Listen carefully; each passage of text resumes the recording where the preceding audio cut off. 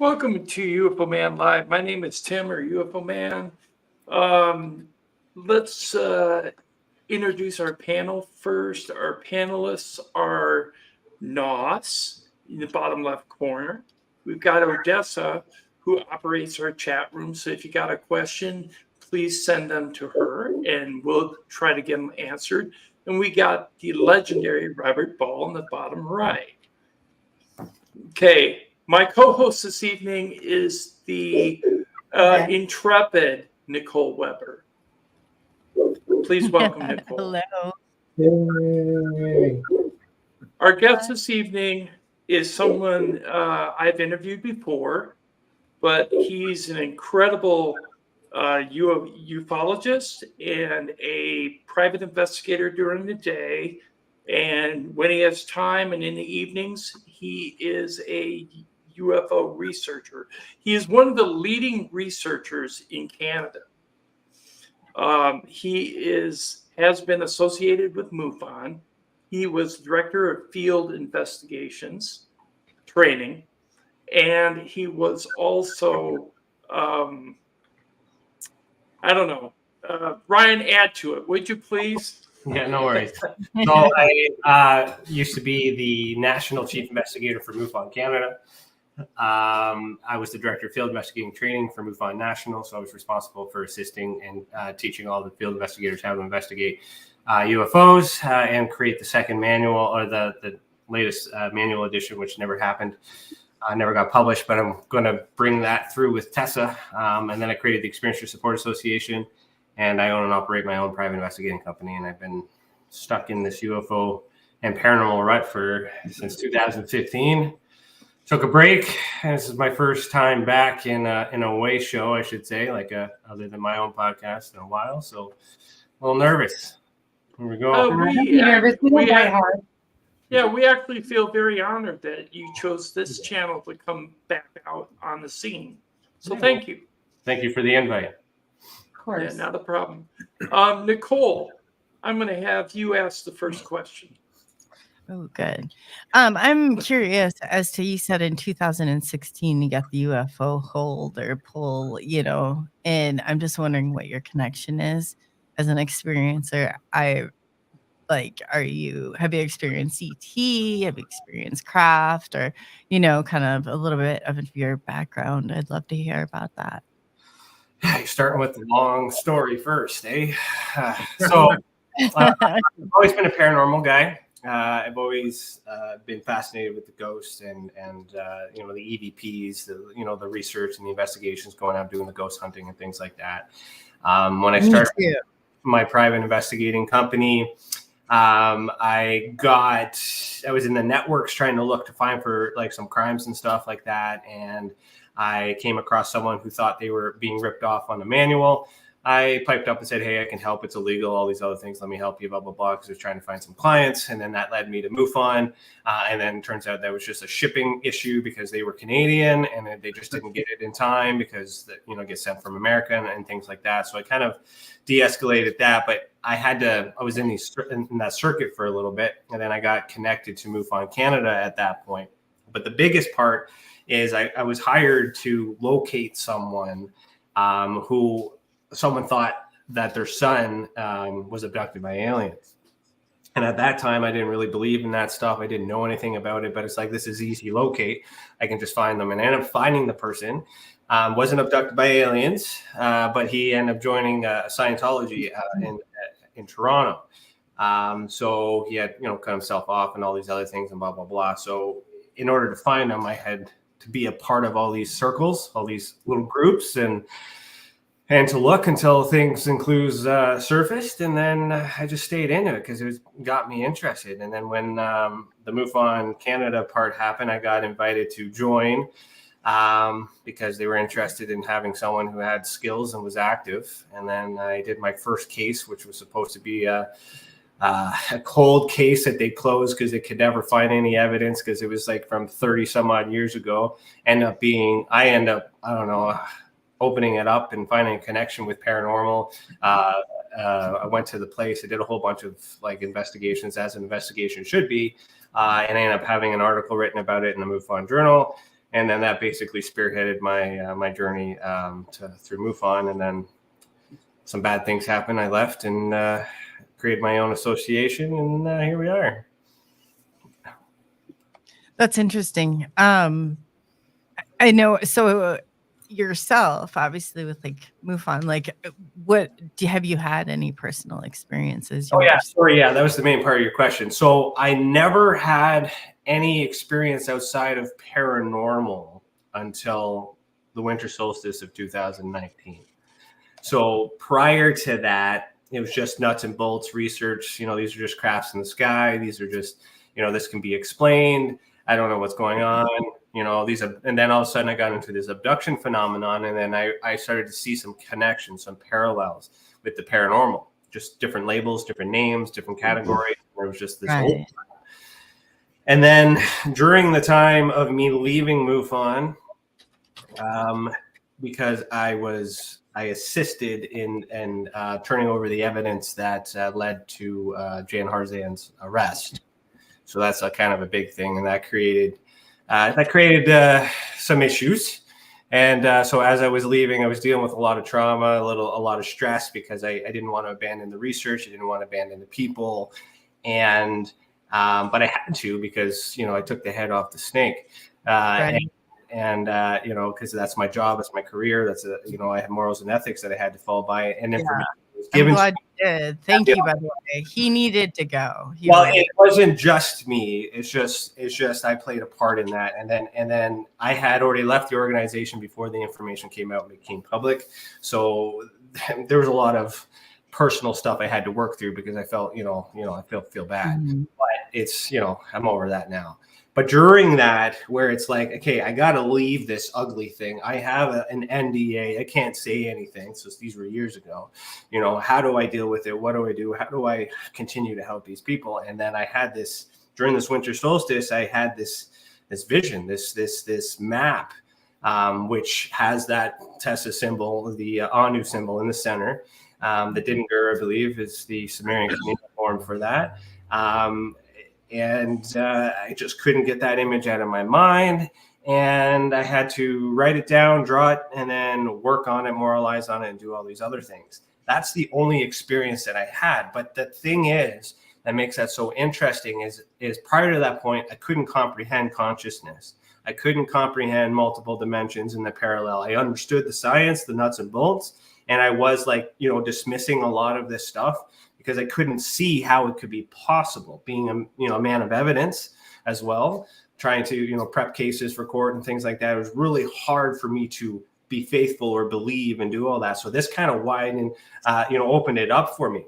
But what made it more true is, once I've made that image public, thinking, okay, this might be just a fancy piece of artwork that my crazy brain that's having a hard time created, I started getting people started reaching out to me that recognized symbols, recognized shapes, recognized patterns, and started introducing me into subjects that I knew nothing about.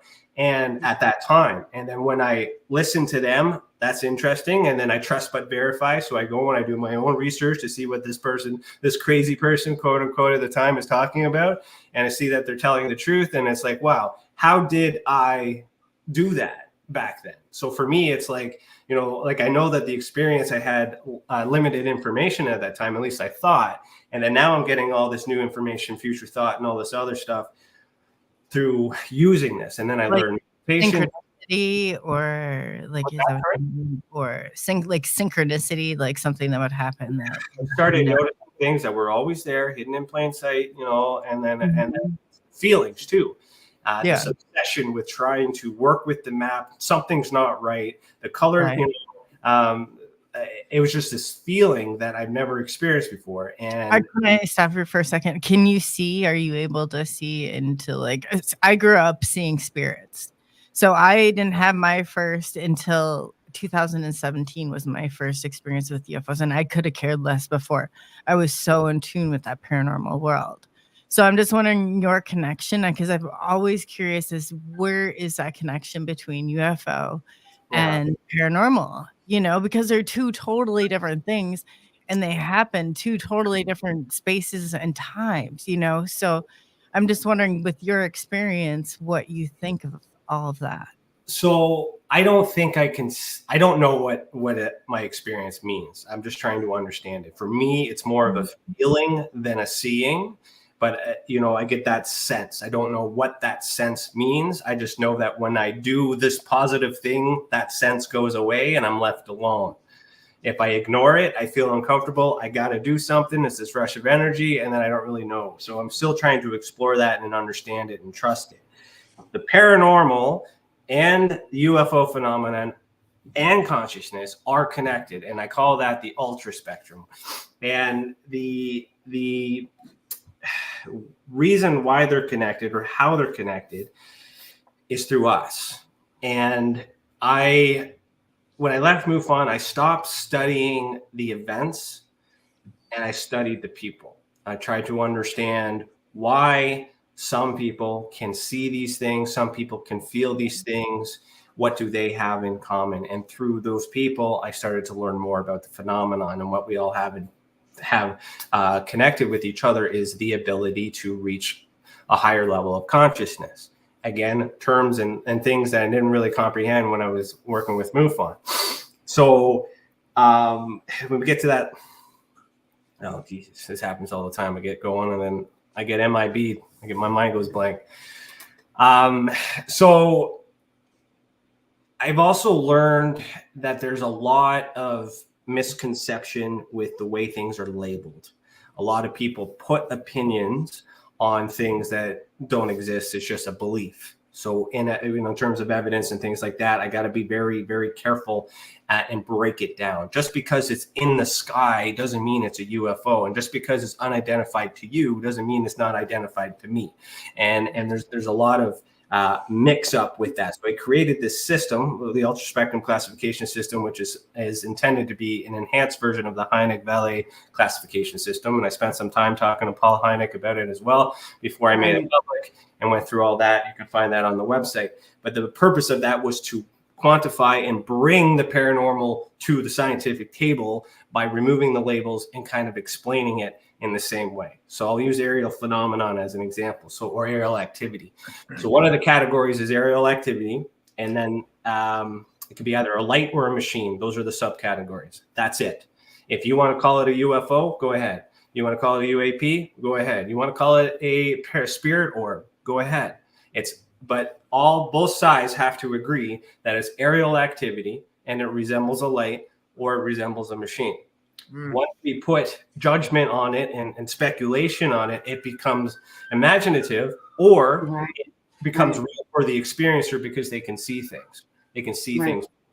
Then I started to look at the evidence factor. A lot of people don't have evidence. They can't capture evidence.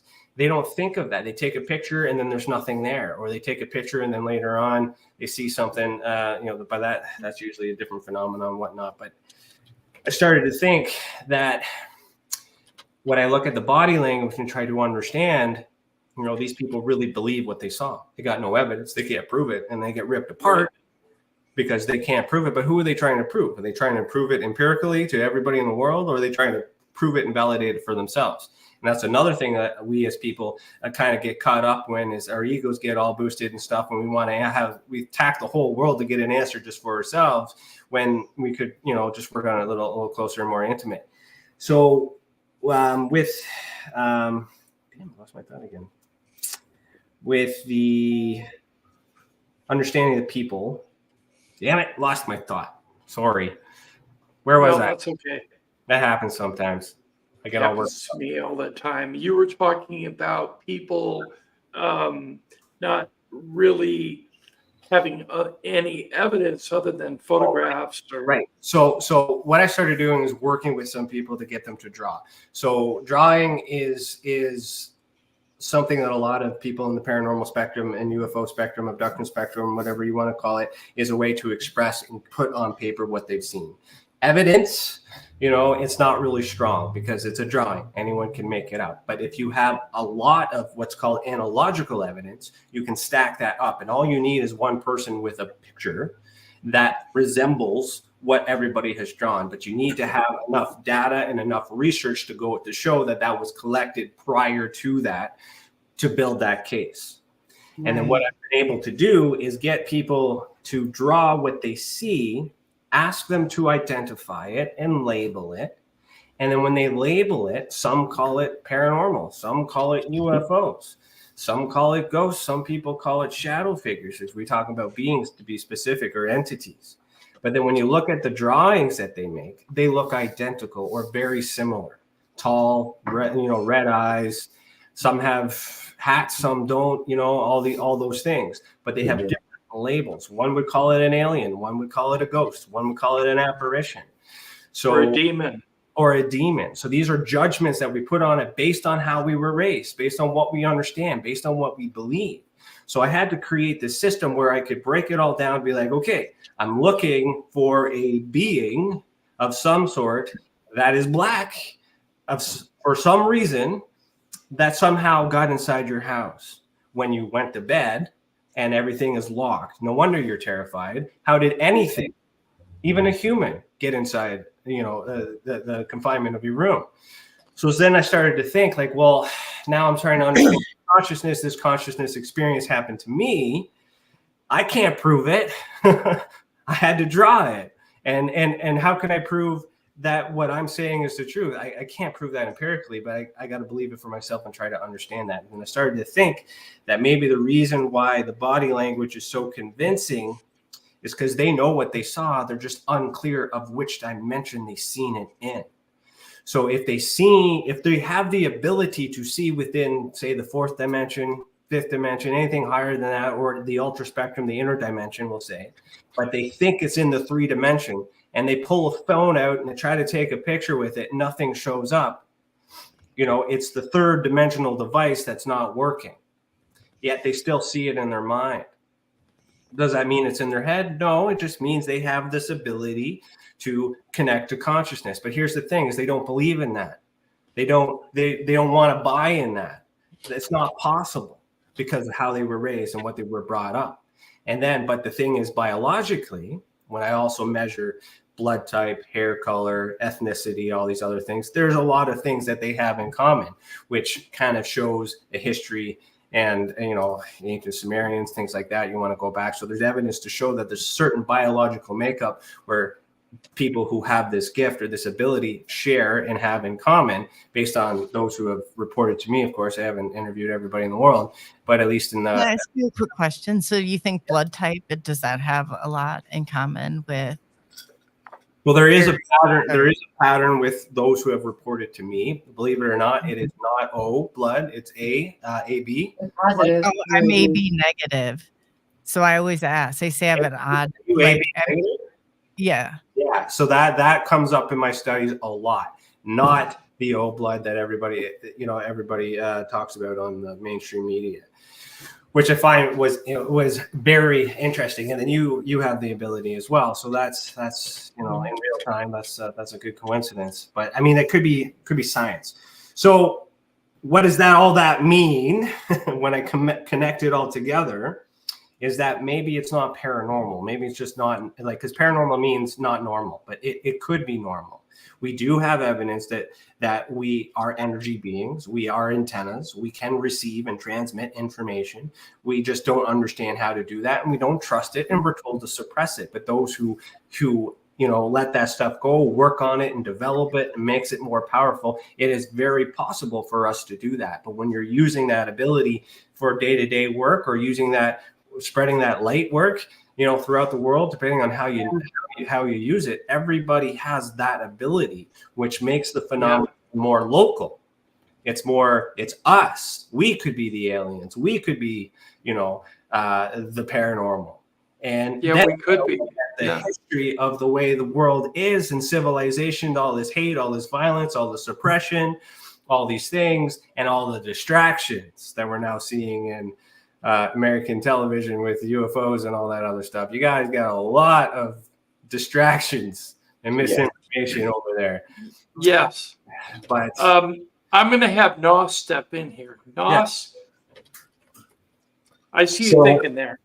Yeah. So one of the things I was wondering whether you started looking into Edward Bernays' principles on social engineering. and how that's evolved with the new technology with collecting psychometric data and such. Because I think that applying the base principles that are within those social engineering focuses, not for the purpose of actually changing the people that are influenced, but actually reverse engineering a greater pool of data of what these people have in common. You know, it's a lot more data to work with. That it sounds like it would be helpful along the lines you're heading. It would. So I'll be completely honest. I do tend to not reach out and expand any info to get additional knowledge than I've already absorbed so far, because I don't want to cloud my investigation. So my knowledge bank in terms of other experts is quite small, not because I'm ignorant to it, it's just because I'm trying to stay focused. But I like that concept. I understand that entirely. Yeah. Also, yeah. So just because I don't know who he is doesn't mean he's right or wrong. I'm just saying, like, there's a lot that I don't buy into because I'm trying to understand it. But that is definitely possible, and it would make sense. And I appreciate that. And can you tell me that name again? Because then I'll write it down. Edward Bernays. Yeah, Edward Bernays. Yeah, and like this is a he good was like Sigmund Freud's nephew or something like that. He was big on taking the concepts of psychology and applying them on a mass scale to a society, and that's where that started. And you know, now you've got books that are actually being published by people who work as the social engineers for the politicians at the highest level of government. Right? They pull the psychometric data on everybody that's in their district. They find out what the pain points are that people are going to vote on. And then they tell the politician, this is your platform now. As long as you run with these key components here, you'll win the election. And then they put out data to influence the electoral pool. So psychographics I'm familiar with too, especially in investigations. When I need to locate someone or I need to find some evidence, I have to profile, I have to judge. And a lot of people are predictable. And that's when my approach to this phenomenon is I'm a skeptical believer, but I'm looking at it as a crime element. You know, there are people that are being manipulated. There are people that are being lied to. Meanwhile, this stuff is still happening. Something is happening. We are evolving. We have these abilities that could be separate. This could be a distraction, but everything is just a huge mess. And with the mainstream messiahs in the UFO community and paranormal, they would have done psychogenics. Stephen Greer had a huge list of psychographics. Pardon me. Can I interrupt you for a second? I really do this, but I have a history, a 7-year background of mental health therapy, where I worked as an outpatient therapist. So with a forensic specialization. So I get a lot of what you're saying on how you profile down on things, and I've done things like very similar to it in that way. So I appreciate your support and helping in the mental health field and being in this phenomenon. There's a lot of risk with bridging those things. We need more mental health support for our experience. Especially my license is in exempt status right now, so I can say whatever I want. I'm like not covered by an NDA or anything like that, but I do. I'm gonna follow on Nicole going on. Like I would profile things out, and I'd be like, and find similarities. I'm like, there's always similarities, right? And I've always understood the criminology. Something I was fascinated with. Why the crime is committed. Yeah, sure. You can, make it entertaining and you can go in and do all these other things. And you can manipulate this thought, but what are you doing it for? Of course, it's ratings, it's reviews, it's monetization. There's a lot of stuff which makes it easy for people to do, but the people don't know that they're being manipulated. It's the same in all mainstream. It's the same in everything, but it's the why. Right. So when I look at the criminology of the government and all this other stuff, it either doesn't exist or they're taking advantage of it to distract us because it's an opportunity. Like there's so many things. End of the day, the point of the Experiencer Support Association is to assist experiencers in understanding what's happening to them on an individual basis without judgment and without negating the fact that it could be a normal explanation. Just because Really quickly, I just want to jump in. Ryan, thank you so much. Man. Oh, I We've love been waiting. I want to just do our quick little shout out. We got our top fans of the night. First 5 people here. We had Susan A, Live Light, Pinzer Lou, Second Star Survival, and Lisa Savoy. Thank you guys so much for being here, being early, being engaging, and keeping the chat going. Thank you so much. We love you.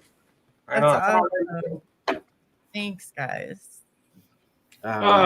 Live Life Bye. says, thank you, Odessa. I love the number 5. Nice. Well, there's 5 of you, so we're gonna do the top 5 fans of the night. So the problem that I see, especially with this UFO mess that we see on the news and all these other places, is that now that this can of worms has been opened, Right. there's a lot of opportunists in here that's monopolizing on this. There's experience. What opportunity do you think there is, like, for an opportunist? I don't understand. Conventions. Conventions, Books. events, books, money, anything you can monetize. Do you think that you're talking about in the future, like, hey, they're going, this is going to happen, or is people like swaying the general public, or can you give me an example? Well, yeah, I can't give you a specific example because it's so convoluted and so mixed and so complex. Just like, for say. Well, then I'd have to name some people, and I don't want to name anyone specific because then that gets me in trouble. But so, well, anybody understand? Well, we'll talk about psychogenics again. So, marketing campaign, getting your perfect audience. You need to go around and do some podcasts and do all these things and start, be a thought leader and talk about things that resonate with certain people. So it's very easy for someone to make up an experience story to resonate and reach with other experiences that, because they have these same answers and people bond to them and do all these other things. I could be making up my story for the very same reason. I could be, but it's up to the individual to believe whatever they want to believe. But I'm not using my experience to sell anything other than the idea that we need supports in place. We need people to work together in preparation for disclosure, if that happens or when that happens. Exactly. Because there's people. An experiencer can tell an experiencer. What's that? Sorry? I said an experiencer can tell an experiencer. There's certain things like only that are like attuned to experiencers. Right. But just, you can't read my, there's a lot. You're right.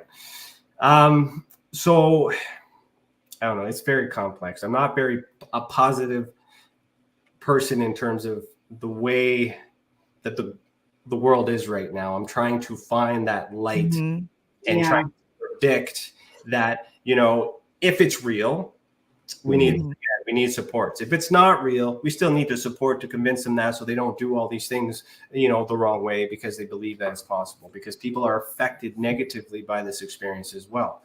Some will dismiss it. Some will ignore it and be like, it wasn't that. But then if disclosure happens, then the possibility of that dream or memory becomes reality.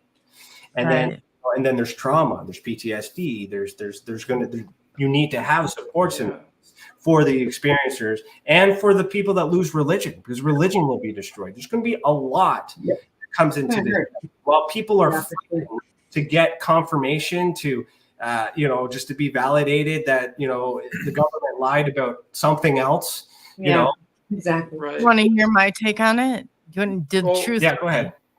Okay, so we're looking at it like, we need the government to come out to lie to us because we all heard and we know that they lied to us, like any way, shape, or form.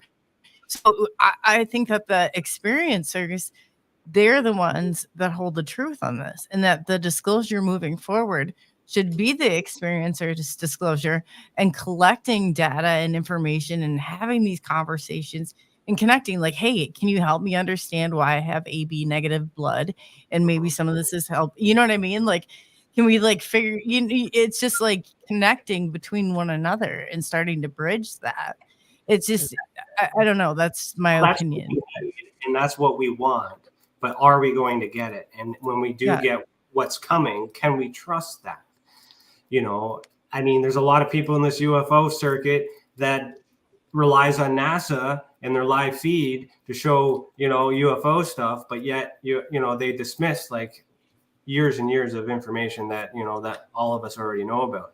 So like so when that does come out, can we trust it?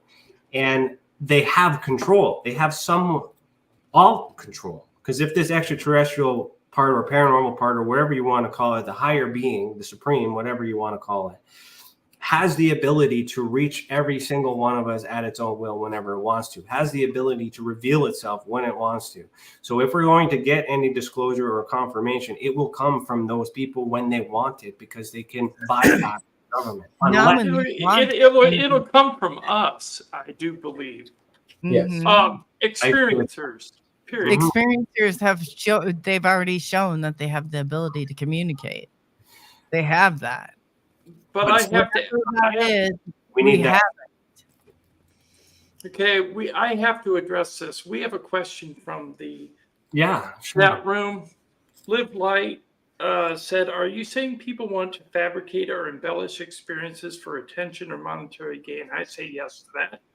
And this will confuse the general population. As Nicole said, people will recognize authenticity. So, as a private investigator, I have access to information that is not readily easily accessible to people. In order to gain access to that information, I need to be retained, which means I need to be paid. And if I'm not paid, I cannot use my license to obtain information. Right. I have in the past been hired to do background checks on certain individuals, which can prove beyond a reasonable doubt that they are purposely, trying to manipulate to make some money. I cannot name those people yet because, I'm still, it's an active investigation, but I can confirm that. But without the names, the idea is possible. Everybody does it. Why not with this phenomenon? So the message here is for the experiencer who has the experience. Don't be so willing to believe what you see on News Nation. We're not. Right. What you see in the tabloids. News Nation is scripted. Talk to many different people. Yeah, but I would say like experiencers day one said, so much this was BS. Like I could call, I don't know how many different buddies. It was the same thing. We saw right through it. Mm-hmm. So that's why I'm like, there's certain characteristics that like reside in all of us, whatever. I mean, there's a lot of us, but there's a certain, that I've found.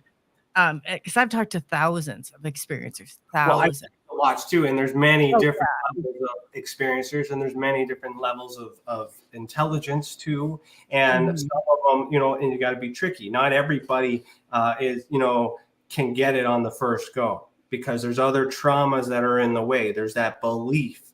I'll give you it's the worst example, but it's the only example that I can think of, is that with like regression hypnotherapy. I've had a few cases where an experiencer lived like 30, 40 some odd years believing that they were sexually abused by an extraterrestrial. By the time they get to me and they report to me and we go through the investigation, I recommend hypnotherapy. We get to that, they go through the session, and we bring them back to that point, and we get them to describe this entity. And the description of the entity turns out to be somebody else in the family who's standing in the room. That then becomes a criminal investigation. That then becomes a problem, right? But they believed all these years that it was extraterrestrial. Why? Because they suppressed the fact that their stepfather would have done something like that. And there is a lot of ugly things that are mixed with that. So and people manipulate, and they do it on purpose, because there is a lot of us who are traumatized. We are victims of something and trauma bonded, and people exploit that.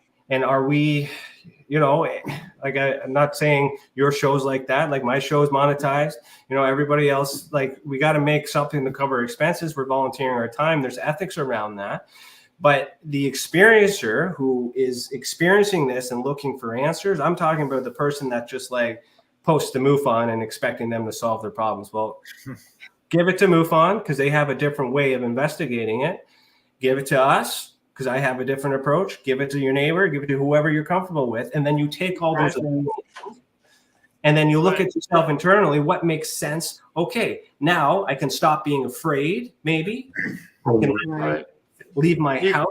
You can integrate it into your life. Because people are jumping off bridges because they don't have answers. And they're being, you know, and things like that. Hey, Ryan, I want to go to Rob. Yeah, go ahead. Rob, what do you have to say about this? I actually don't have anything to say. I've just been listening to it. I mean, all the questions from the other panelists have actually been pretty informative. I've been listening to them. I'm trying to listen to Ryan and what he has to say to form a question that would actually be informative to the stream and the panel. Okay, I just wanted to make sure we touch base with you. Thank you very much.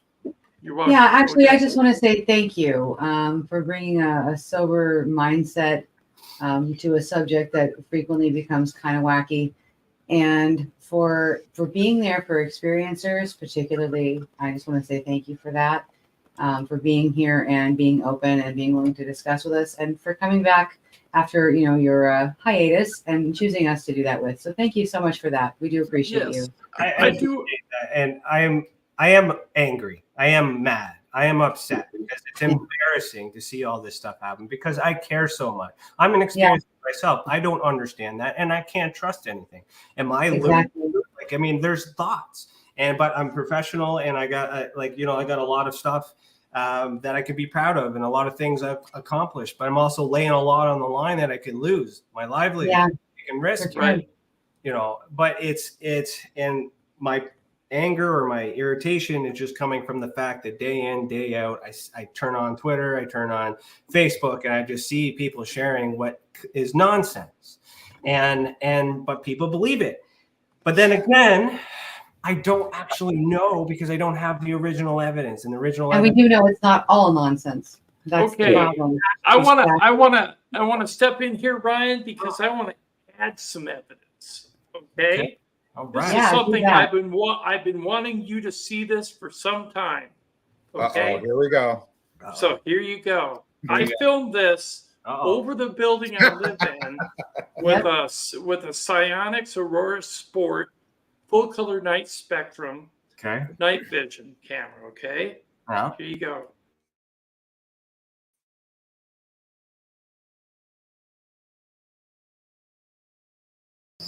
I see something really big. Hold on a minute. It's right there. The plane? I don't think so. It's right behind the tree. See it? Right there. I see it now. It's coming. It's a plane. No, I don't think so. Not the way it's flashing. Staying solid now. See it? I can see it with my eyes right there. It's not a plane. It's solid. Look at it. It ain't flashing. Yeah. That ain't no plane. I see them all the time like that. That's what I'm talking about. I see them like that. We got you. Can you stop? Can you stop? Stop. He's speeding up.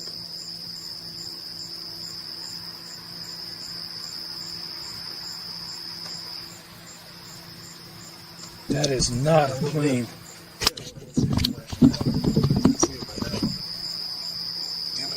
I can't see him anymore. I got him. He's right there. See? Yeah. Looks like a teardrop now. This gets out of the goddamn menu, what is it? Oh, I think that was one. Okay, I have to explain something about this video, okay? Okay. When we were filming it, we did not see the beam of light that comes down onto the pine trees. That was cool. Was that like Only a shooting star? Or was it... only the infrared camera picked it up. Yeah. Okay, but we checked with some We checked with the local airport. We checked with the local sheriff for any sightings or reportings or any like aircraft in the area with the airport. There was no sound other than those crickets you heard. Yeah. Okay. And the interesting thing is we could visually see it. Okay. But when we visually saw it, it was a ball of white light. Okay. But when the camera saw it, it changed shape 5 to 6 times. Yeah, so that could be something to do with the aperture, but it could be because I don't have the original video. This is on the spot. Right, that is the original video. No, I'm saying I don't have it, so I have to. I'm trusting you. I know you, and I'm listening to this testimony. We're live on the spot, but what I normally would do is I would take the video and I would analyze it myself before I provide an opinion. However, for the purpose of seeing it for the first time, I can say that it's very interesting in the shape, the way that it moved, because it's quite larger than what most people usually capture. Right. It does look like it's closer to the ground than being further out, but it could be a whole bunch of things. You say it's not a plane, but it could be a plane. But just because you checked with the air traffic doesn't mean it wasn't. It could have been a drone of some sort. Like, there's a lot of plausible explanations for it. Right. Yeah. Although when we saw it, it looked to be about 500 to 1,000 feet up. Now, that's hard to estimate. There's no arguing that you captured something that is unidentified. And by definition, it is a UFO. But does that mean it's aliens? No, we don't know if it's alien. I'm just saying it's something odd. It is odd. Yep, go ahead. I actually have a drone. I'm very good with drones. Okay. And if that was a drone, I would be able to say, hey, that's a drone. But because I fly drones all the time, that whatever it is not a drone. Okay. As far as it being like an airplane or like a helicopter or something like that, I can't say what it is either, but it's definitely something up there just above the tree line. Because if you noticed, it threw a ultraviolet light over top of the tree. So there is something there. As far as what it is, I can't say, but I can definitely say from an expert point of view, it's not a drone. We actually had it confirmed by a United States Air Force retired officer who said the light looked identical to an infrared beam. Okay. Yes. And he said the United States Air Force or military doesn't use infrared from any type of aircraft toward the ground because it would give the enemy their location in the sky. Right. And they'd be blown out of the sky. So whatever that was super powerful. And not worried. And it wasn't ours, according to this officer. So there's a lot of all statements in that. But again, expert testimony, right? With Robert being, a drone pilot, like he's got the expertise in that. That's a credible expert analysis to rule out drones. You have a military witness that says it resembles something, but to say that the government doesn't have anything, did he have a high enough clearance to know a list of everything? Right. He may not know. Right. He may not know. Right. So you gotta be careful with, like, just because they're credible, doesn't necessarily mean they have the clearances. And that's what's hard, because you want it to be something, because we've all experienced something, right? The one thing I have to add real quick was where we live in a rural city of about 1,500 people. Yeah. Where I filmed it was on the edge of town. Wow. You can hear planes from way off in the distance. Okay. You can hear a helicopter fly over. So I recognize helicopter sound. I also recognize planes, and I also recognize drones. There was no sound. Have you checked the weather information, the historical weather? The historical weather, no. I checked the current weather. So assuming that everything that you've collected so far is accurate, no one made a mistake, again, because I haven't seen it myself. Right. So making those assumptions that up to this point, the next logical step would be to check the weather data and look for the wind direction, because you want to rule out sky lanterns, because Right.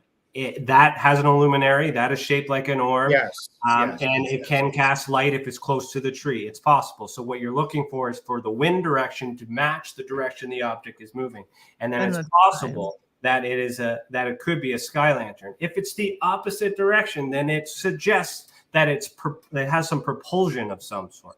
Right. That's It's very moving plausible. Can I against ask the you a wind. question, Ryan? I hate to interrupt. I Yeah. have one that the UFO Man, actually, this is before he analyzed it. It came down on the road, and it's like, I mean, this thing's like swerve. I mean, you wouldn't even believe it. Like, came down on the road, and then it like shot off. Like, it beat us at our own game. Long story short, we had been following it around for about 45 minutes and gotten pictures of it, and it was a triangle with a yellow center. I would love for you to analyze that video, because it's going back and it's through a dirty windshield, but you will see, I'm telling you, that thing came right down and came right down on the road, and then it like shot off. So I would love to know if you would look at that I video. wouldn't even be able to tell what it is. My job is to not figure out what it is to figure out what it isn't. Majority of my cases come like I'll be like, I don't know what it is. And just because I don't know what it is doesn't mean someone else doesn't know. Well, what how do you not know? What do you then say? Okay, this is alien craft, or this it is is. As inconclusive. There's not enough evidence to determine what it is. And you can choose to believe it's alien. Right. I can choose to believe it's not. Both of us are Um, right with the amount of evidence that's available. So how does the government take it? So the US has the AARO. What does Canada have? Do they have it for their backdoor for MUFON? Canada is working on, they got a Sky Canada project. It's new, which is mimicking what's going on in the States. They're going to release their first report mid 2024, allegedly. And that's the first of its kind. So we really don't have anything like that. Prior to that, back in the 50s, we had Project Matchbook, which is the equivalent of Blue Book. Blue Book. Yes, thank you. We had Project Second Story, which is the equivalent of the Condon Committee in the States. We also had it's a Magnet. Yeah, Project Magnet. Yeah, which would be the equivalent of, actually, Magnet's the equivalent of Blue Book. Matchbook is the equivalent to Paperclip. Pardon I me. was just going to say that. Paper. Oh, So what's interesting about that is same history, different names, same times, but Canada and US were present. I just released, I didn't really release, I just published on my website a declassified document from the Falcon Lake incident. It's already been released many, many years ago by the Canadian Archives. But what I'm doing is I'm transcribing them, so that way I can actually search for keywords. I'm also pinpointing the suspects that were, or the people, I shouldn't say suspects, but the people that were there, that's a different hat, that were there, the associations of places, organizations, and I'm taking into consideration of the evidence from those documents and doing a virtual crazy board, if you will. And what I thought was interesting with the Falcon Lake report, this specific one, and a lot of people publish these documents and don't actually read them. They publish them and they're like, oh my God, and then they share them and they don't really know. And then a news article about it, you read the news article, a lot of stuff. But I'm actually reading these and archiving them. And this particular document references a Dr. Craig something, I can't remember his last name, but he's part of the University of Colorado, which is at the time in place of the Condon Committee. And we also have APRO present, which was precursor to MUFON. So there's a lot of American history on Canadian soil with a credible Canadian event. And that is where I get into the disclosure side of things, because we were at the same place. We didn't have borders before. We used to be, all those wars and stuff where we had to fight for our sides of this continent. There was a time when we actually worked together in keeping secrets. And then I do feel with the way Canada is handling disclosure, they know that this UFO thing is an American problem, but they can't say it because there are agreements. And you don't want to point the finger to be like, yeah, it's just Americans, can't keep their toys in their, in their bag, But another couple reports that I've looked at suggest it's possible that Canada is housing the information and housing of the craft. You know, if you remember the Avro, which was like, I think 3 of them were made, they shaped like a Car, yeah. and all of a sudden the United States Air Force buys that patent, and then years later we're seeing UFOs. So there's a lot of not interdimension. What's the word when you cross? Oh my, international. Sorry, you know, a lot of international politics here. So Yeah. What's interesting is our documents don't have page upon page of redactions. There's a lot more information being read because they're always handing off the preliminary investigation to the United States, which then continues, and then that's locked up. Right. Our We involvement, have an agreement between the United States, the UK, and Canada. All 3 of us have basically like access to all the information. I think there's the 5 eyes. All of them are all in the same boat in that. So that's more of I think Mexico might be in on. I'm not sure exactly, but you know, there's extraterrestrial crafts and there's secret space machines. You know. Okay. Right? Can I go to what Richard Doty said? Because he says that they have the IAL, which are intellectual awareness, or excuse me, IAC, which are identified alien craft. And he also said that IEC, which is identified extraterrestrial craft, that they do have identification of 2, 4, you know what I mean, that are identified. They're identified. When you say they, who's they? I didn't see Richard that. Doty said that's the government, that's their coding, and I actually looked into it, and yep, that So in fact we're talking American government or Canadian government? American government. Okay. So where did they get the information? Like, so is it left field for the American government to have reverse engineered some superior technology that they found from somewhere else that wasn't theirs? No. You know, where did it come from? Was it left behind like the pyramids? You know, like things like that. You know, we're very, you know, there's it's one thing to say that we found something back in antiquity, we learned how to use it, we understood it, then we kept that secret because we didn't want our enemies to know about it, and we want to have that in our hand in case we World War III happens. There's nothing wrong with that concept, right? But is that, you know, is what's we're experiencing as experiencers connected to that, or is that something separate? You know, and did that stuff come from them or just another smart engineer? You know, like Tesla's got thousands and thousands of inventions that, you know, were stolen from him, free energy and things like that. You know, this could be one of them. You know, Da Vinci, Right. you know, like has, we as human beings have the potential to be very smart. And I don't want to say God doesn't exist or aliens don't exist, but I don't think a lot of credit is being given to man and women, the population, right? So we're quick to think that it is supernatural or outer space because for some reason we're taught to believe that we're not powerful enough on our own. We live in a world that's absent of God. Whatever religion you believe in, the gods to all of those religions are not here, but we're doing all the work for each of our individual, people for some unknown reason or whatever reason it is to us, but someone has to be controlling that. Yeah, we do have a question for There's you, there's a lot to unpack with this situation. Can you see that question down there, Ryan? Yeah. Does he feel that disclosure is coming in Canada anytime soon, since the government of Canada has recognized UFOs earlier than our American government? Do I feel? Do you think? I do not feel that it's coming. Do I know? I do not know. The Canadian Sky Project, I'm very happy to see because I myself so it's one thing to have a journalist find a document or take one of my documents and write an article about it, which happens all the freaking time, and then pull a few things from it and write a crazy story that everybody follows and he gets paid for. Like that's one thing. But then taking the documents and actually trying to investigate what they are. I published 2 books. One of them is behind me. That one is the 2021 report. It's called the Canadian Current Event Survey. I'm working on the 2022 one, and the reason why I'm working on the 2022 one in 2024 is because I'm still waiting for the government to give me the declassified documents that I've requested for. And what I do is in that book is I publish the documents are already published. They're already out there.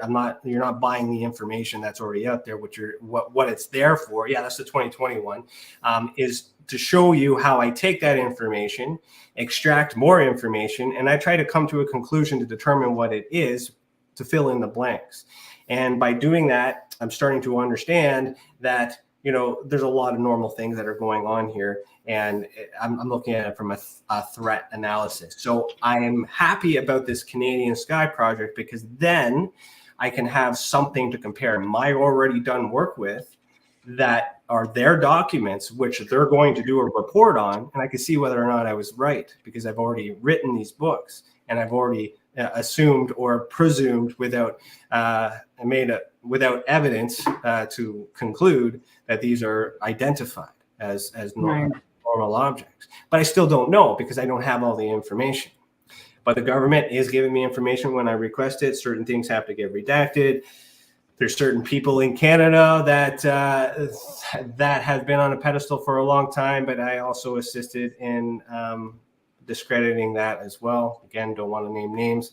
I've done a lot of things to piss a lot of people off, which is why my hiatus was important, just to let things settle. Now I'm coming back because other people are seeing that it's true. Not getting for it's not something you want to be proud of. But, you do feel responsible when people start to burn a house down because, Hey, Ryan, can I ask you a question? Yeah. So what's the Freemason involvement in the UFO realm? Like, where do they cross the line? So I don't know what the involvement is because that has not been told to me. And I'm sure if it was told to me, it'd be one of those secrets I can't share. But I do have theories. So for the audience that doesn't know, I am a 32nd degree Scottish Rite Freemason, and I'm on my way to becoming a Knights Templar on the left side of things. So I've been around in the Masonry circuit for a little bit. I'm also a senior officer in my lodge, 1 year away from sitting in the East of the Worshipful Master's chair. So I know a lot about Freemasonry. Freemasonry is not what everybody thinks it is. Based on my experience with it, it's a lot of consciousness. There's a lot of if you want to tie Freemasonry to any conspiracy, you got a better chance of connecting it to flat Earth than you do to UFOs. Okay, so if you need to do that, but I have a theory with the all-seeing eye. Much like I have a tattoo on my arm of the wing disc. I love Sumerian Zoroastrianism. I'm starting to learn more about the Islamic faith and comparing that because it's like, in my opinion right now, I think that's the first crack of the can of getting rid of the multiple gods and creating that one God. So that's there's going to be that's a good religion to study to see where the story shifted. But yeah, good point. I have the sun disc. So I don't know if you can pull a picture. Actually, can I do that? Oh yeah, I my Masonic marker on there. Mm-hmm. So that wing disc there. So it's a disc with the wings. You see it on top of the Egyptian temples and all that, or pyramids and stuff like that too. So we normally see it this way. And I don't know, I was playing around and did whatever. And perspective is very important. And then all of a sudden, I think I'm holding it up, trying to figure out, what this would mean, play with it. And then I lean back and I hold it up, and now I'm looking at it this way. Same image, I just changed the way I'm looking at it, right? So now I'm looking at a winged disc, but then it's like it's just a circle with wings on it. And then you try to understand how would they describe an orb or a UFO that was flying with technology that they didn't understand back then. Exactly. Well, they know birds have wings, so they could draw wings on it because they knew it flew. They don't know how. So then with the all-seeing eye, same concept. You have that pyramid, you have that eye in the center, and that's how you see it. But what if it was above? There's your triangular craft with a circle in the middle of it. Mm-hmm. So but then that's speculation. That's not evidence. That's just a theory. Right. But it could make sense. And that doesn't mean Masons have the secrets and all those other things, because a lot of people go that way because there's got a lot of anger that everybody's got to work through. Do they go a lot by numbers? So numbers are big, like symbolic, like in the Freemasons. I mean, is there anything that? Yeah, it's very symbolic. Like the secrets that are kept are the past scripts and the passwords to get you into certain areas. Mm-hmm.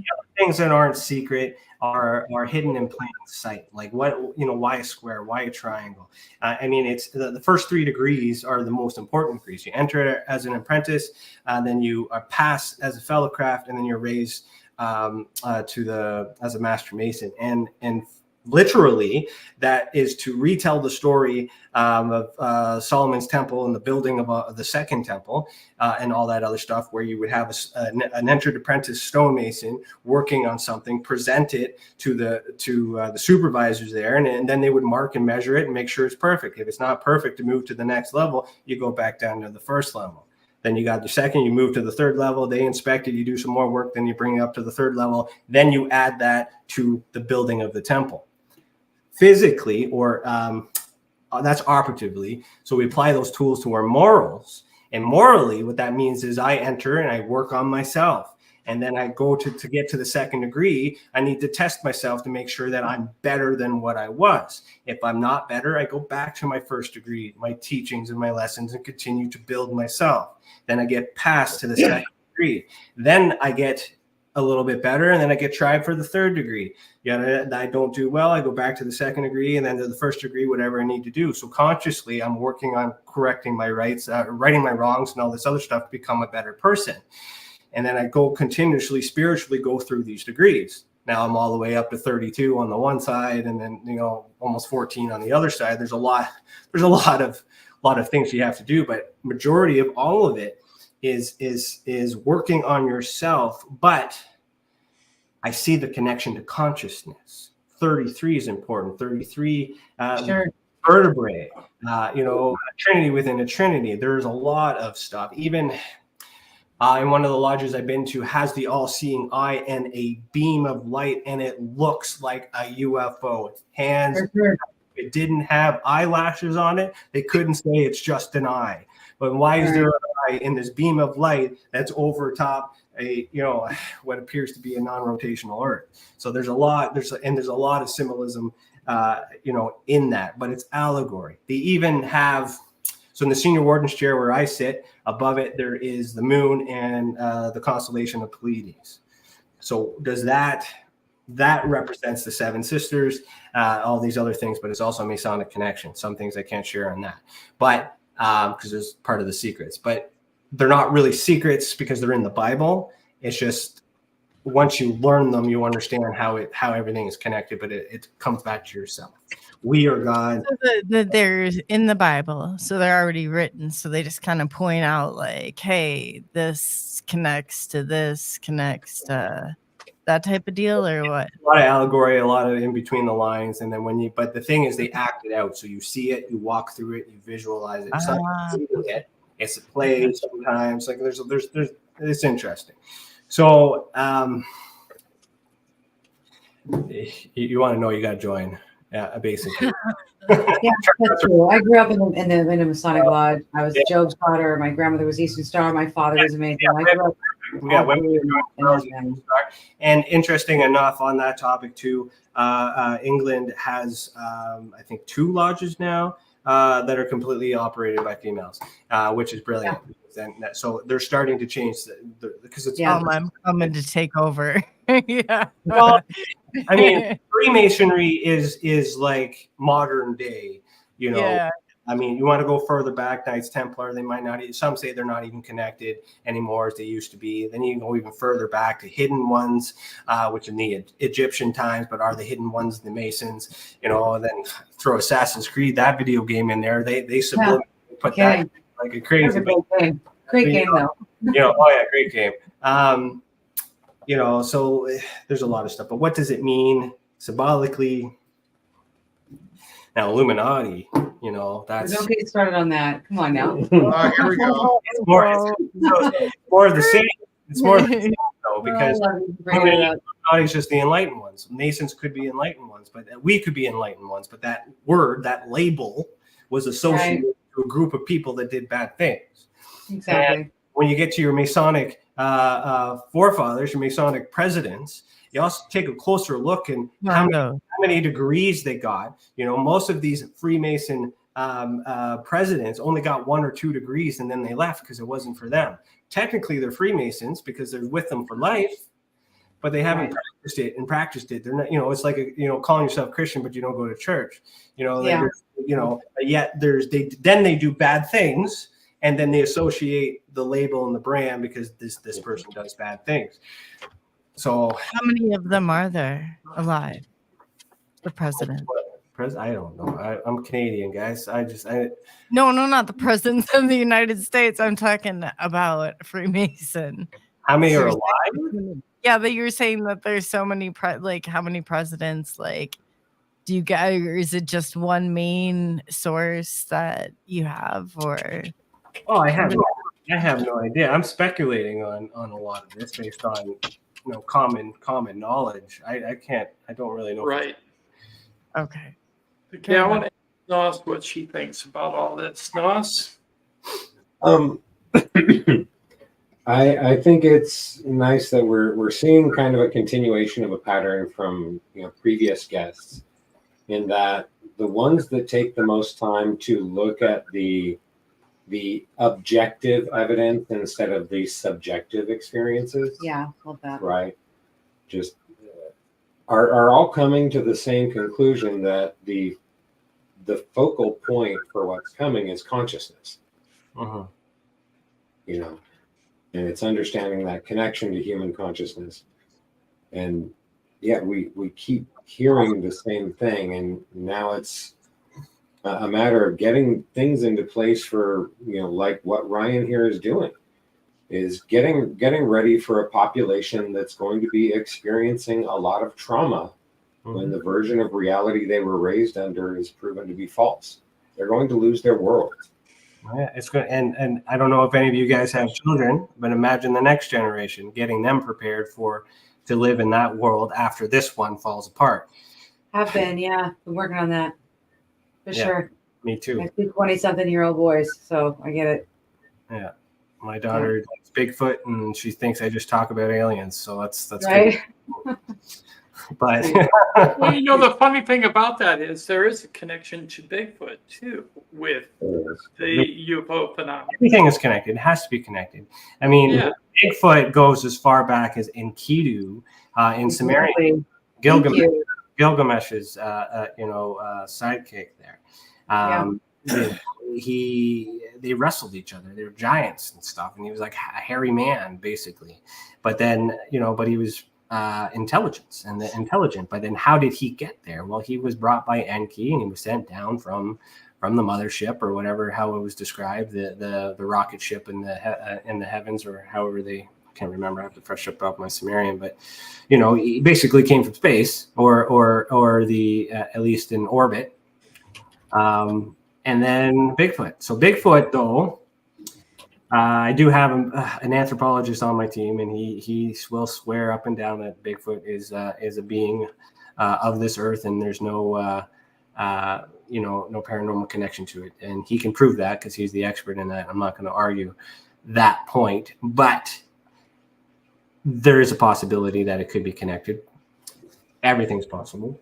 I had a theory once, again, theory or a possibility, where I'm speculating on how both ideas could exist. Because I think, especially with this ultra spectrum idea, is I don't think it's all garbage. Some of these things are true. Some of them are not. And I try to bring all these conspiracy theories together, put the theories together, what I think could be true, and get a different picture, which is we don't even have time to get into. But with that same concept, with the Bigfoot phenomenon, there's and looking into evolution, maybe, just maybe, we were engineered by ancient astronauts back in the day, and those that were not evolved on its own, and that's what Bigfoot is. The fully evolved human, or a fully evolved ape, or whatever, Neanderthal, without intervention. We evolved to these spiritual consciousness beings because of that genetic alteration. but then you have to believe that mythology. If you don't believe in the ancient astronaut stuff, that can't exist. But the ancient astronaut stuff is also the oldest in which all this stuff was copied from. Christianity is, if you look at Christianity, you got the good guy in the sky and the bad guy on the ground, right? We call him God and we call him Satan. Black hat, white hat. Gotcha. Well, in Sumerian times, you have a god in the sky, which is Enlil, and a god on the earth, which is Enki. Enki, the guy in the ground, is responsible for saving Uttam, which is Noah, from the flood and saving humanity. It was Enlil, the guy in the sky, that wanted to do all these bad things and destroy humanity. So technically, it was Satan, that helped Good versus humanity, right? So the bad guy is actually in the sky in that, and the good guy is on earth. In Christianity, those roles are flipped. So are they flipped? And all of a sudden, the guy in the ground is the bad guy, and the guy in the sky is the good guy, or is that a distraction? I just that's taking the information from the horse's mouth and then playing that broken telephone game over the years. You have to compare your current religion to where it came from to actually understand what's going on. But how does it all can't be true. It can't all be true. In terms of evidence, you got to go back and see if they even translated the tablets accurately. I have no idea. I have to try. There's a lot of assumptions we have to make. Mm-hmm. All right. Bottom line, we can't accept anything that we read or that we hear. We have to investigate and compare and validate. Feel I good. agree. Move forward with it. What I don't want is people being afraid to come out. I don't want people afraid to lose their job. I don't want people harming themselves, harming others because they don't have the answers. If you have an ability or you happen to be better at something and you're a genius, or you think you can talk to ghosts, or you think you can talk, don't let anybody tell you can't. Just do good with it. If you can read cards and you can tell the future and do all these other things and people make fun of you, who cares? Just do good with it. right. Alchemy is good if you do good with it. You can also do bad with it. Wicca, witches, all that other stuff. Those are derogatory terms to use about intelligent women who was able to make medicine. That's exactly. Just do good with it, right? So we have the ability to do good. We've just been raised that we are weak and unable to do it. And if the more of us wake up and use this ability, there'll be more of us and less of them. And like you said, Tim, experiencers are the disclosure. We need more people to wake up. We need more people to harness that ability, or at least trust that what they're doing is for good intentions. I have no idea if what I'm doing is going to help the entire world. But in my heart, I know that it's better than fighting with my government to get them to tell me answers that I know that they have the power and control. But if I can get 1,000 people lined up that have credibility and are suffering from PTSD, anxiety, depression, all these other things as a cause and effect of some paranormal or extraterrestrial activity that cannot be explained, we now need resources for mental health because they need to rule out that is not known medical conditions. And once that's ruled out, you got no choice. So the way to win disclosure is not through access to information requests. It's through people sharing their stories, providing evidence, working together as a team because we're stronger in numbers. But connection. We do have a question for you. All right. Odessa brought it to my attention. Chronicles of Still Waters is asking, Ryan, have you ever investigated a case that makes you feel validates the phenomenon? Yeah. Oh, yeah. So my wife, she has the gift and she has the ability to see what was there or what wasn't there, or however that works.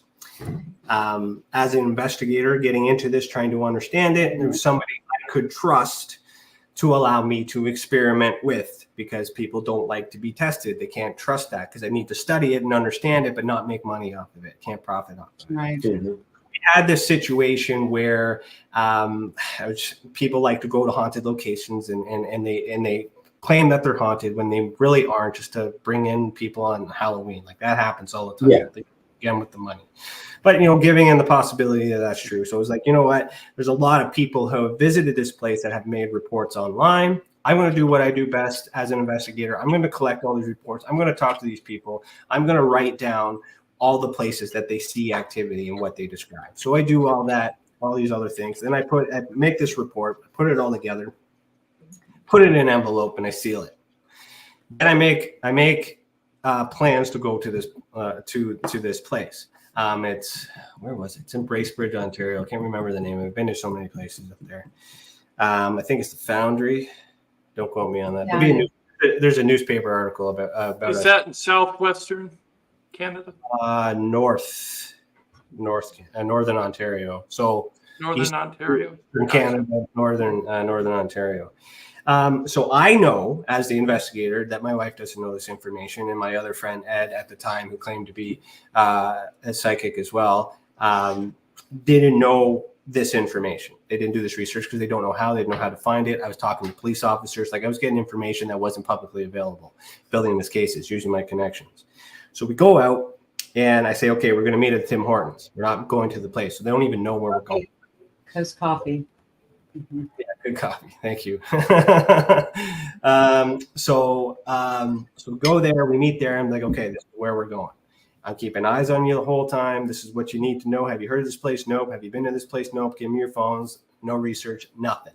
I need to know this because I know it's possible that people can, research and do all these things. So I needed to have a controlled environment with people that could trust me in such a way that I could do this. So then we go to the place, and I said, just based on feeling, all I want you guys to do is tell me where you feel energy and what rooms they are and what you see. That's it.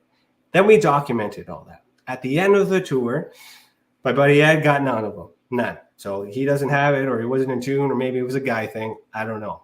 But my wife, on the other hand, got all 4.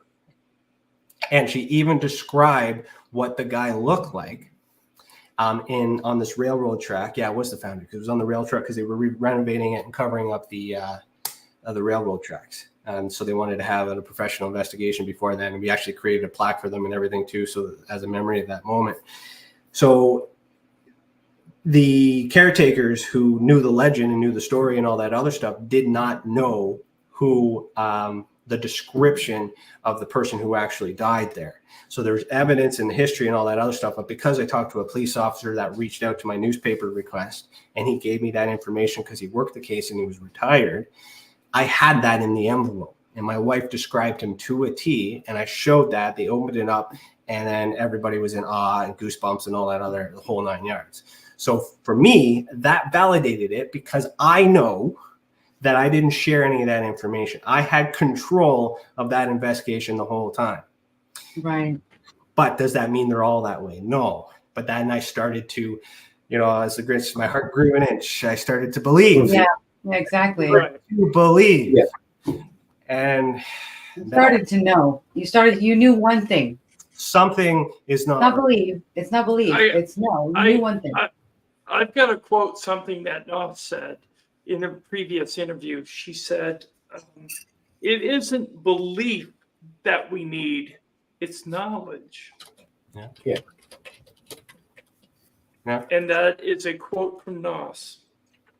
It's absolutely true. Yeah, that's true. Yeah, there's enough in their room to go. Because everybody can believe in something. Flavor, we're good for them. But when it comes to making our way into an age of enlightenment, it means knowing things, learning. Well, and to come back to Masonry, even if you look at my TESA symbol, there are 3 Masonic symbols on there, which reference the 2nd degree specifically.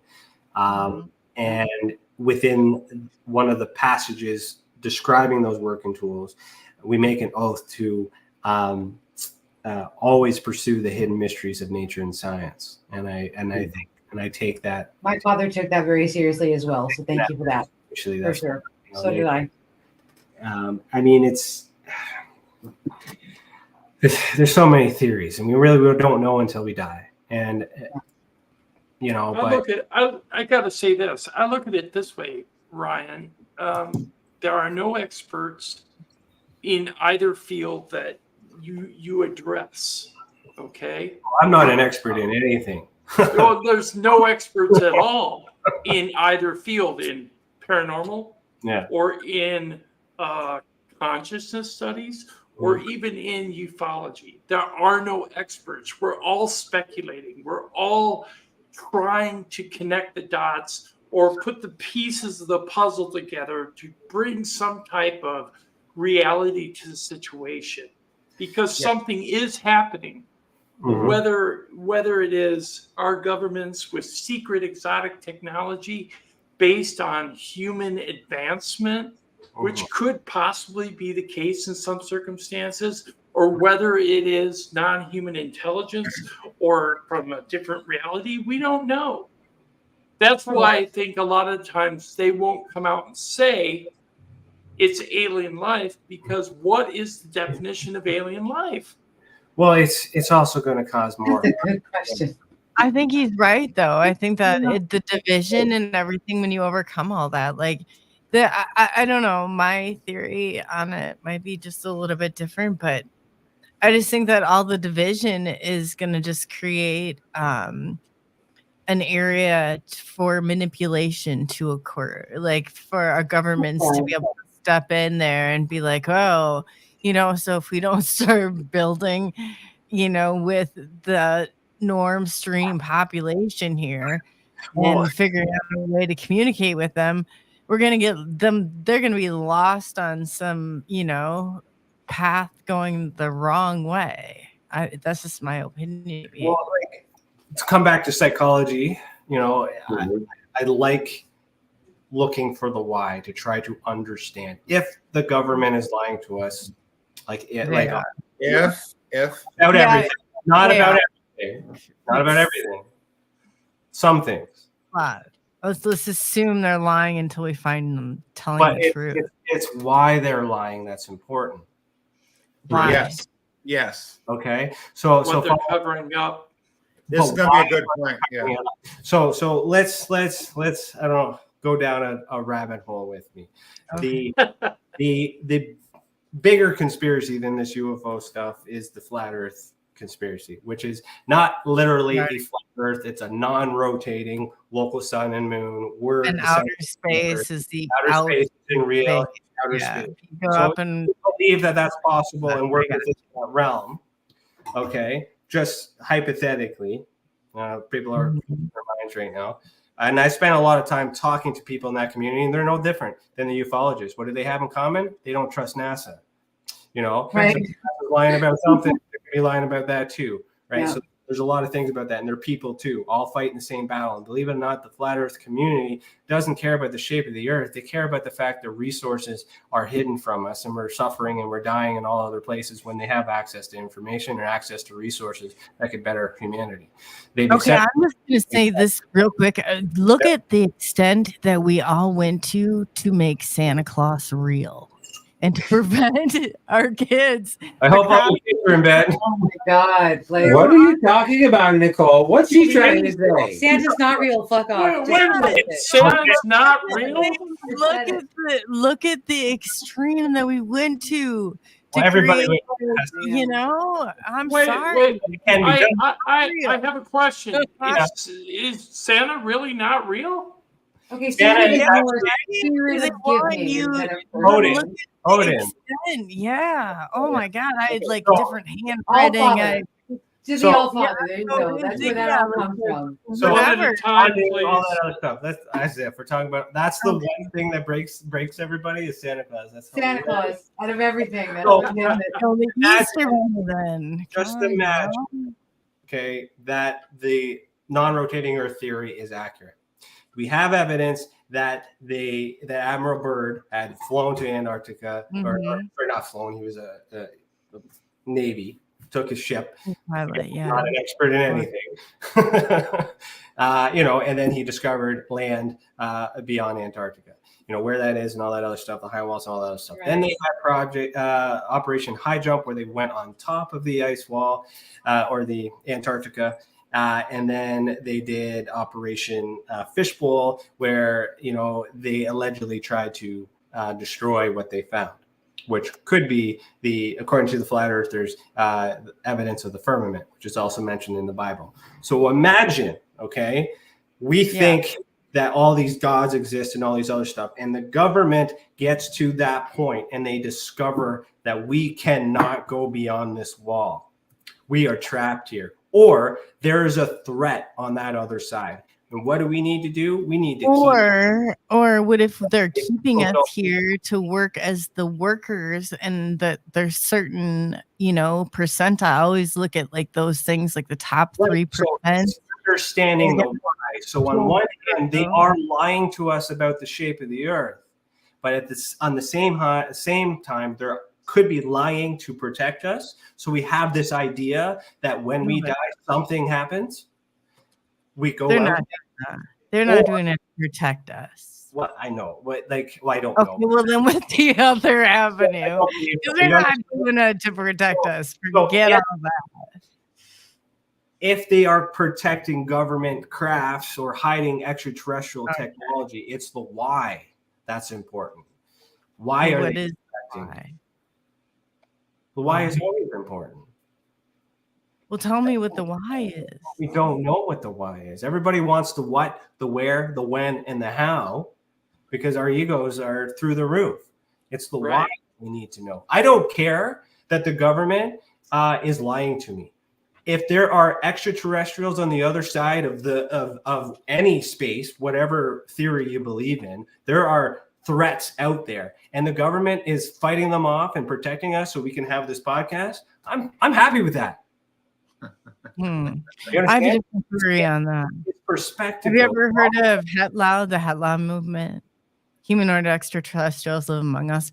I believe that a certain amount of just like there's good here and there's bad here.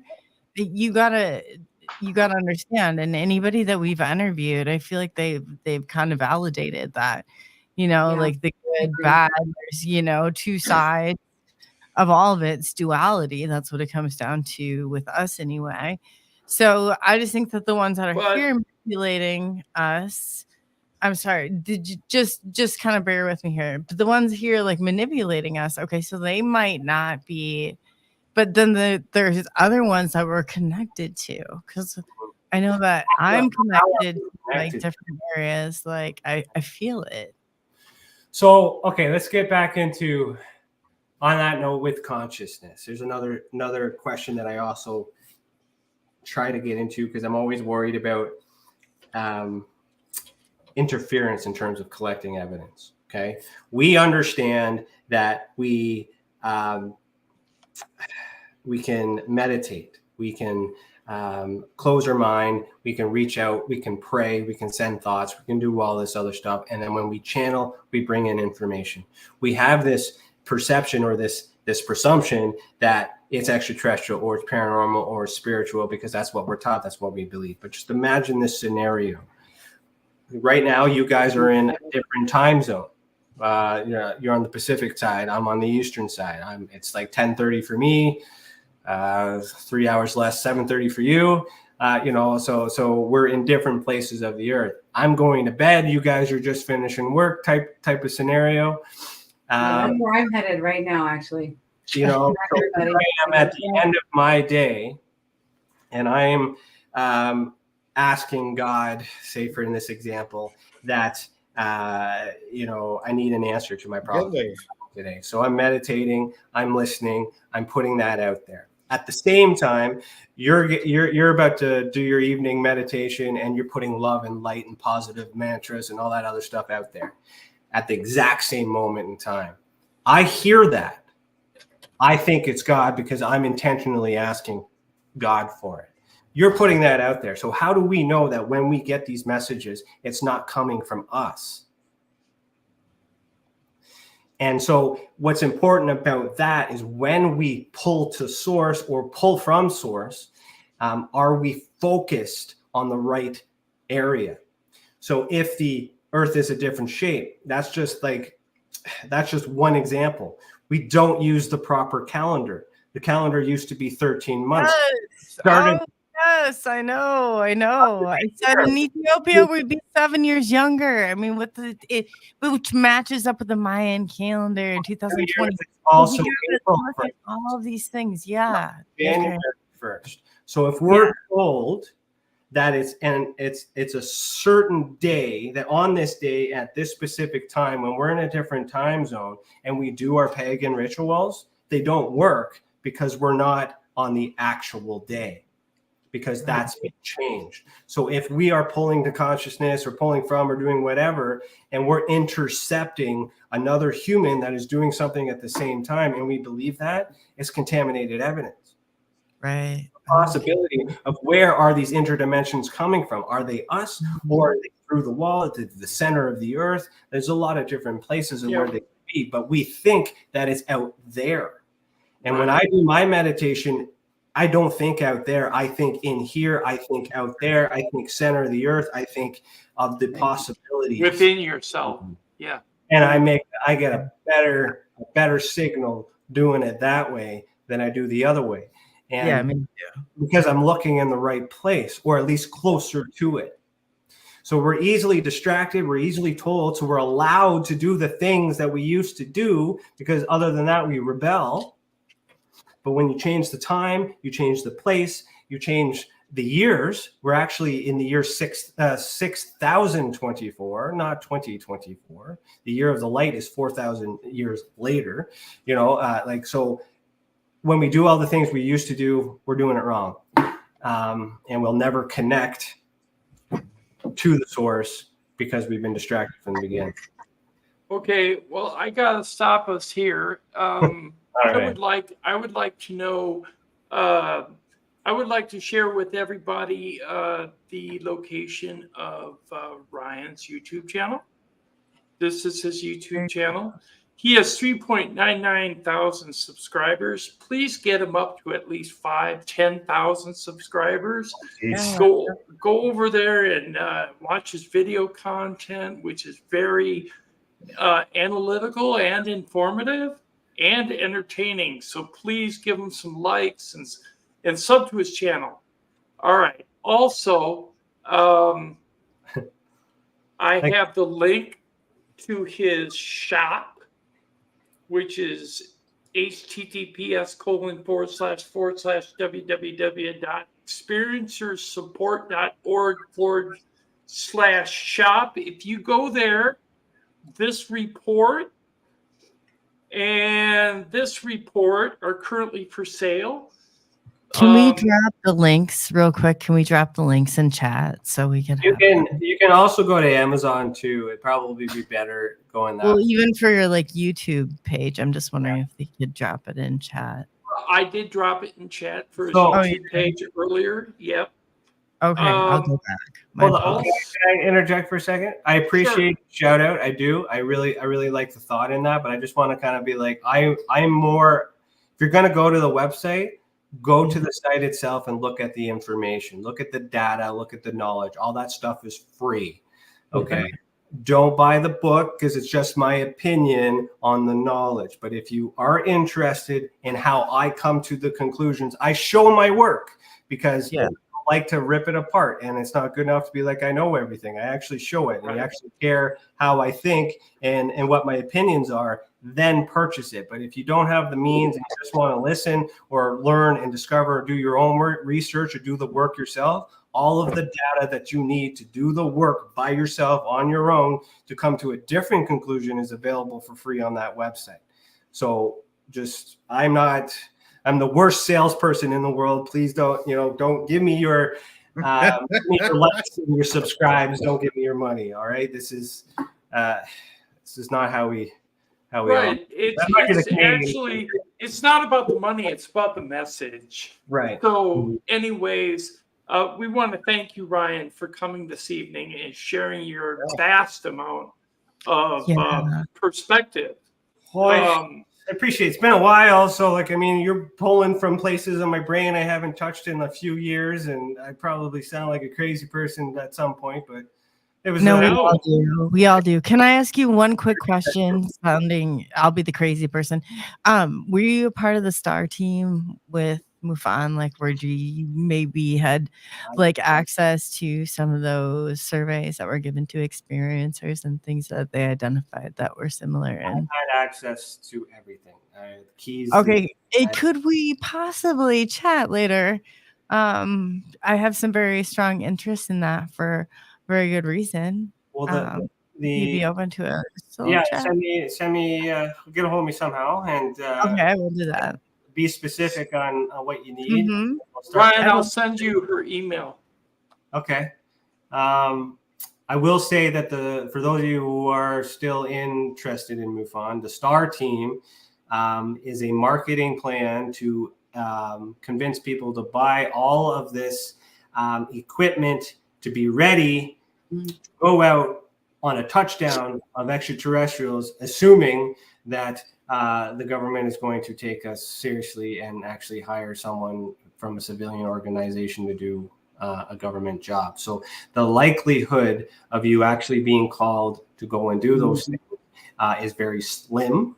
And I am actually working on a project for Patreon. I'm going to make myself a Patreon account where I'm going to actually try to create informative videos on how you guys can do what I do without the background, without the credentials, and how you can have a STAR kit of your own economically by using household objects, because you just have to know how to use them.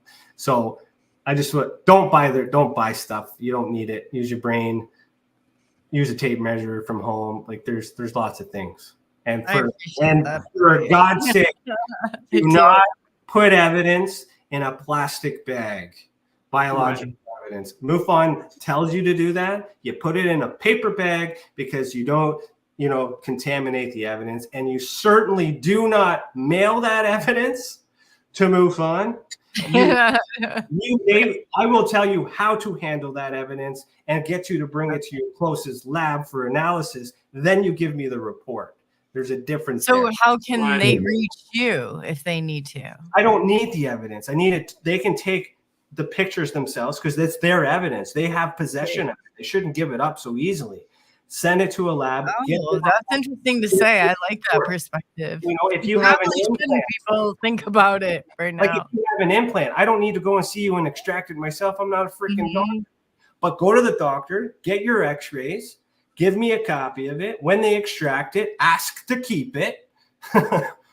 Things like that. And then you have evidence, and then we can build a case around it. I don't need it. It goes right to the government. I just teach the people to collect their evidence. Yeah, I gotcha. I got to say this. If anybody wants to try to reach out to Ryan Stacey, they can do so by contacting him through the TESA website. I'll get the team to put the email in the chat. Yeah, we're going to have the email put into the chat room so that if you want to reach out to Ryan, you can. Ryan is on Facebook, Twitter, and I've seen him doing podcasts on YouTube. He is very informative, entertaining, and analytical in his perspective, and open-minded as well. And we want to thank him very much for coming this evening. You're most welcome to come again, Ryan, so we can continue our discussion. I appreciate that. And fun fact, I have surrendered the podcast. I gave it to a new host. His name's Danny Whitson. He's a comedian and magician. He has his first show without me tomorrow, Thursday, 8 p.m. Eastern time. And that frees me up because now I'm back into cases. Now I can go back and update and learn some things. And Edward Bernard,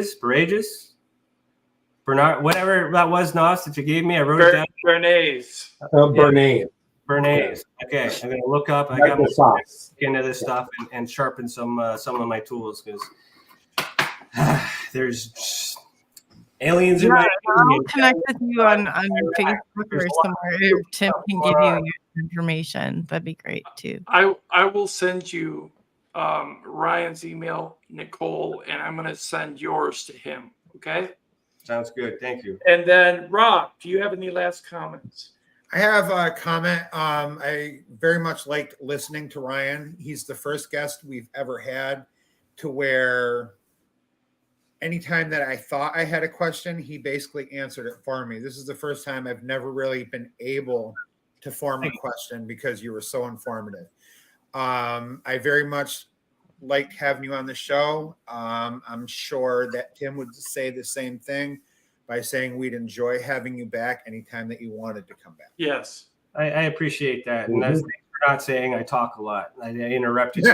It's a very polite saying.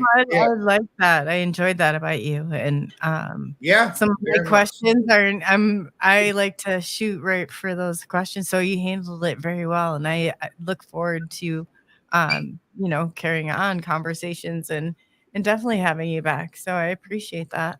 I appreciate it too. Yes. I'm looking to do panels myself. Yeah. I like evidence. I like looking at it and seeing and having conversation about what it could be and stuff like that. So if you guys ever do like a series where you just throw in stuff that you've seen and just talking about what it could be, I wouldn't mind being a judge or a referee in one of those things because Okay. that's what I'm good.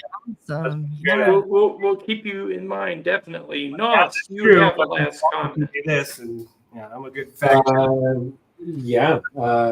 Thank you for making the primary focus of your work, keeping it real. Thank you. We're trying to keep the paranormal normal. Yeah, that's like the slogan right there. It's letting go of the translation of what the experience means and just reporting the experience. And I believe everybody. I believe that you guys are experiencing something. I do not believe that what you think you are experiencing is what you're experiencing.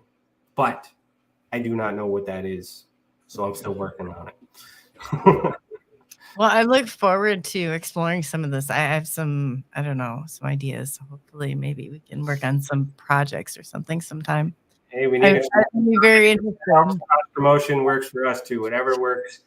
Happy to help.